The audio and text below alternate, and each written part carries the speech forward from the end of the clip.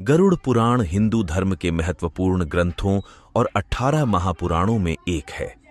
इसमें भगवान विष्णु के प्रिय वाहन पक्षीराज गरुड़ ने उनसे जो प्रश्न किए हैं, श्रीहरि ने सविस्तार उसका उत्तर दिया है, जिसे गरुड़ पुराण कहा जाता है। जीवन और मृत्यु दोनों ही ऐसा सत्य है जिसे कोई टाल नहीं सकता। धरती लोक पर जिसका जन्म हुआ है उसकी मृत्यु भी निश्चित है, लेकिन आमतौर पर लोग मृत्यु के बारे में बात करने से भी डरते हैं या कतराते हैं। शास्त्रों में कहा गया है कि मानव शरीर 5 तत्वों पृथ्वी, जल, वायु, अग्नि और आकाश से मिलकर बना है और इसी में मिल जाएगा।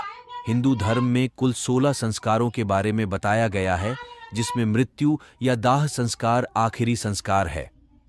जिस तरह अन्य संस्कारों जैसे जन्म, मुंडन, विवाह आदि को लेकर कई नियम होते हैं, ठीक उसी तरह 16वें संस्कार यानी मृत्यु के बाद भी कई नियम होते हैं जिसका पालन करना जरूरी होता है। इन्हीं में एक है दाह संस्कार के बाद श्मशान घाट में पीछे मुड़कर नहीं देखना। आइए जानते हैं क्या है इसका कारण। दाह संस्कार के बाद भले ही शरीर जलकर भस्म हो जाता है, लेकिन आत्मा का अस्तित्व वहीं रहता है, क्योंकि भगवान श्री कृष्ण द्वारा गीता में कहा गया है कि आत्मा को न तो कोई शस्त्र मार सकता है, न पानी डुबा सकती है, न ही अग्नि उसे जला सकती है और न ही कोई हवा उसे सुखा सकती है। आत्मा अजर, अमर और अविनाशी है।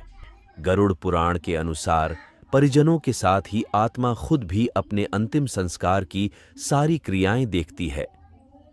गरुड़ पुराण में बताया गया है कि मृतक का अपने परिजनों के साथ मोह रहता है और इसी मोह से ग्रस्त होकर मृतक की आत्मा परिजनों के आसपास भटकती रहती है।